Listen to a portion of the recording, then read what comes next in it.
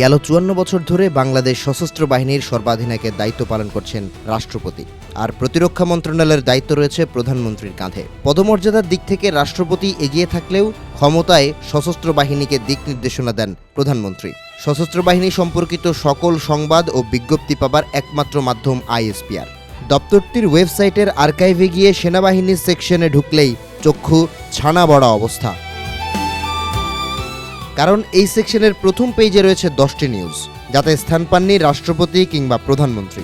সেনাপ্রধান স্থান পেয়েছেন 2 বার, আর বাকি 8 সংবাদই প্রধানমন্ত্রীর প্রতিরক্ষা উপদেষ্টাকে ঘিরে। সম্প্রতি সাবেক এই সেনা কর্মকর্তাকে নিয়ে বিশেষ প্রতিবেদন প্রকাশ করেছে নর্থ ইস্ট নিউজ। প্রতিবেদনে উল্লেখ করা হয়, মাত্র কয়েক মাসেই অস্বাভাবিক ক্ষমতা পেয়েছেন brigadier general AKM Shamsul Islam. নির্বাচনের আগে তারেক রহমানের প্রধান নিরাপত্তা কর্মকর্তার দায়িত্ব সামলেছেন তিনি। ময়মনসিংহ 9 আসন থেকে মনোনয়ন তুলেও হাইকমান্ডের নির্দেশে সরে দাঁড়ান। বাকিটা ইতিহাস। শপথ গ্রহণের পরপরই শামসুল ইসলামকে প্রতিরক্ষা উপদেষ্টা হিসেবে নিযুক্ত করেন প্রধানমন্ত্রী তারেক রহমান।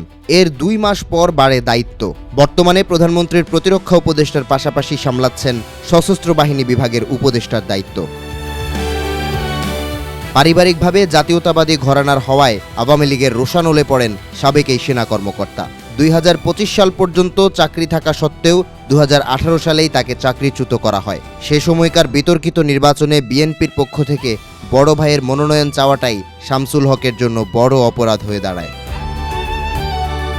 2 বছর পর ওয়ার্ড সদস্য হবার মাধ্যমে আনুষ্ঠানিকভাবে বিএনপিতে যোগ দেন তিনি।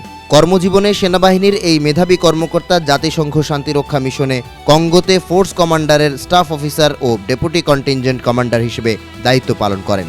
ইরাকে কর্মরত ছিলেন উপদেষ্টা এবং প্রশিক্ষণ বিশেষজ্ঞ হিসেবে। এছাড়া সামরিক একাডেমিতে শ্রেষ্ঠ শিক্ষার্থী হিসেবে ওসমানী গোল্ড মেডেল লাভ করে বিরল কৃতিত্বের অধিকারী হিসেবে দেশে ও বিদেশে স্টাফ কলেজ এবং গানারি স্টাফ কোর্স সম্পন্ন করেন তিনি।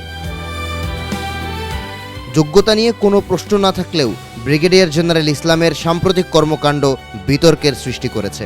কারণ পররাষ্ট্রমন্ত্রী, প্রতিমন্ত্রী কিংবা প্রধানমন্ত্রীর পররাষ্ট্র বিষয়ক উপদেষ্টার চেয়েও রাষ্ট্রদূত ও বিদেশি কূটনীতিকের সঙ্গে ডক্টর শামসুল ইসলামের সাক্ষাতের হার বেশি।